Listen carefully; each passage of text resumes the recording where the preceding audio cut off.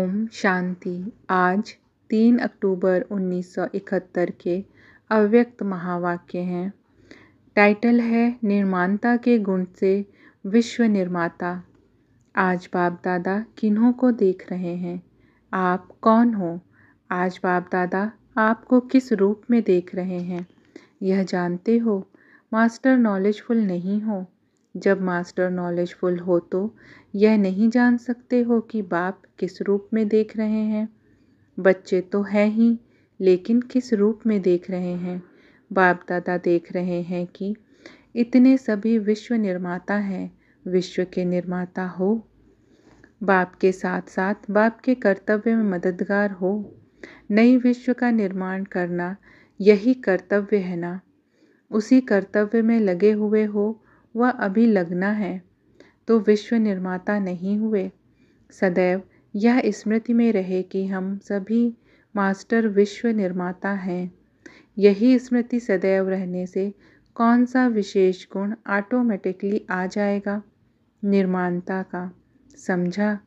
और जहाँ निर्माणता अर्थात सरलता नेचुरल रूप में रहेगी, वहाँ अन्य गुण भी ऑटोमेटिकली आ ही जाते हैं। तो सदैव इस स्मृति स्वरूप में स्थित रहकर फिर हर संकल्प व कर्म करो।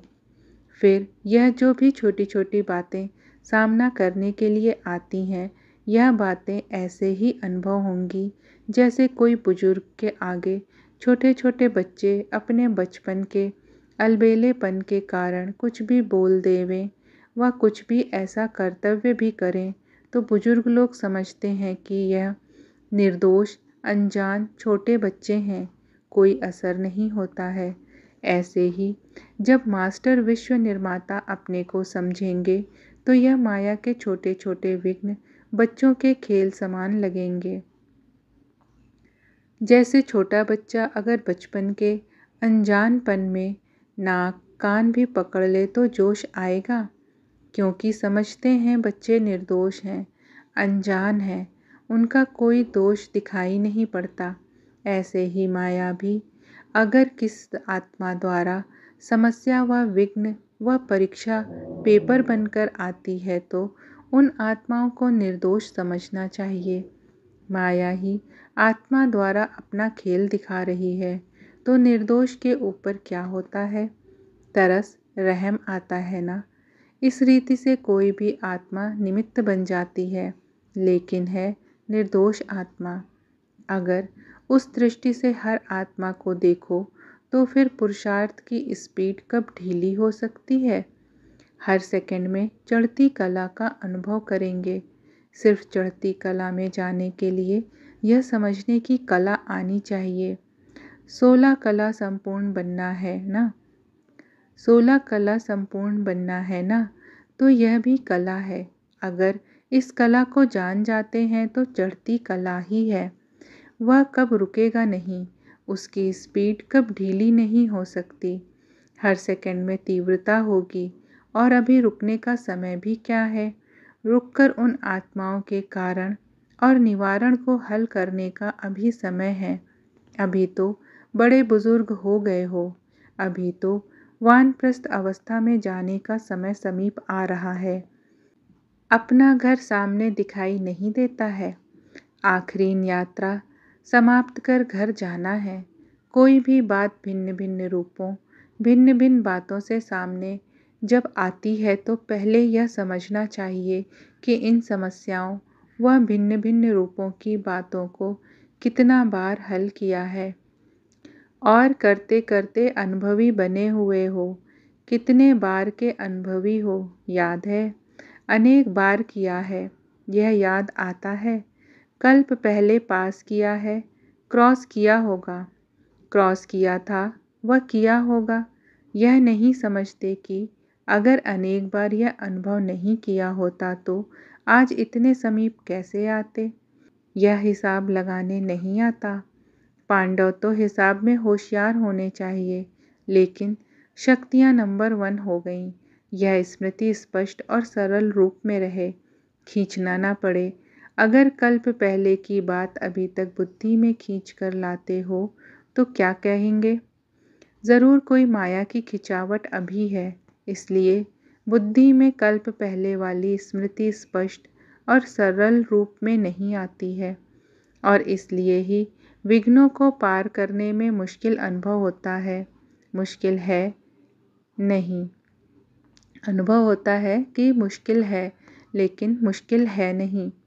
जितना पुरुषार्थ का समय चला है, जितना नॉलेज की लाइट और माइट मिली है, उस प्रमाण वर्तमान समय सरल और स्पष्ट होना चाहिए।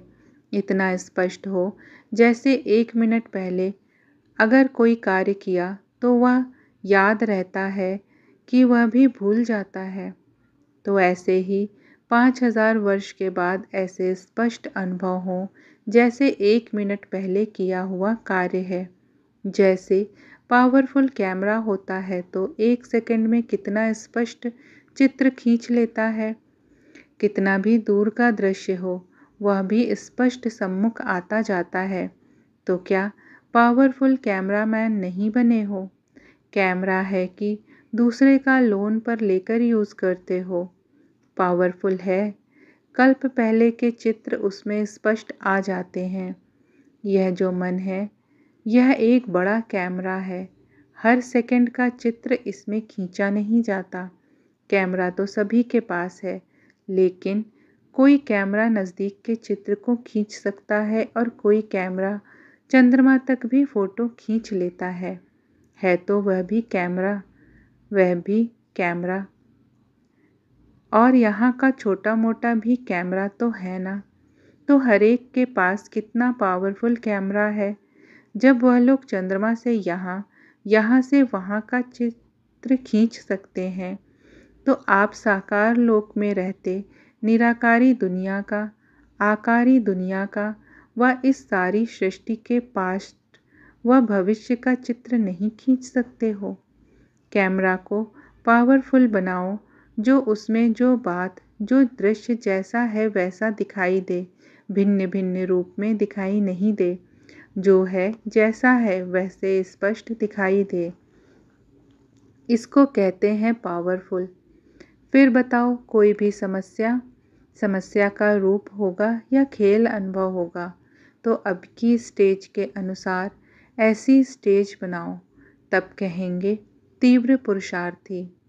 अगर ऐसे कैमरा द्वारा चित्र पहले खींचते जाते हैं, उसके बाद साफ कराने के बाद मालूम पड़ता है कि कैसे खींचे हैं। इसी रीति से सारे दिन में जो अपने अपने ऑटोमेटिक कैमरा द्वारा अनेकानेक चित्र खींचते रहते हो, रात को फिर बैठकर क्लियर देखना चाहिए कि किस प्रकार के चित्र आज इस कैमरे द्वारा खींचे, और जो जैसे हैं वैसे ही चित्र खींचे, वह कुछ ऊपर नीचे भी हो गया। कभी कभी कैमरा ठीक न होने के कारण सफ़ेद चीज़ भी काली हो जाती है, रूप बदल जाता है, फीचर्स भी कब बदल जाते हैं। तो यहाँ भी कभी कभी कैमरा ठीक क्लियर ना होने के कारण बात समस्या बन जाती है। उनकी रूपरेखा बदल जाती है, उनका रंग रूप भी बदल जाता है। यथार्थ का अयथार्थ रूप भी कब खींचा जाता है। इसलिए सदैव अपने कैमरा को क्लियर और पावरफुल बनाओ। अपने को सेवाधारी समझने से त्याग, तपस्या सभी आ जाता है। सेवाधारी हूँ और सेवा के लिए ही यह जीवन है, यह समझने से सेकंड भी सेवा बिगड़ नहीं जाएगा। तो सदा अपने को सेवाधारी समझते चलो और अपने को बुजुर्ग समझना चाहिए। तो फिर छोटी छोटी बातें खिलौने दिखाई देंगी, रहमदिल बन जाएंगे, तिरस्कार के बदले तरस आएगा। अच्छा, ओम शांति।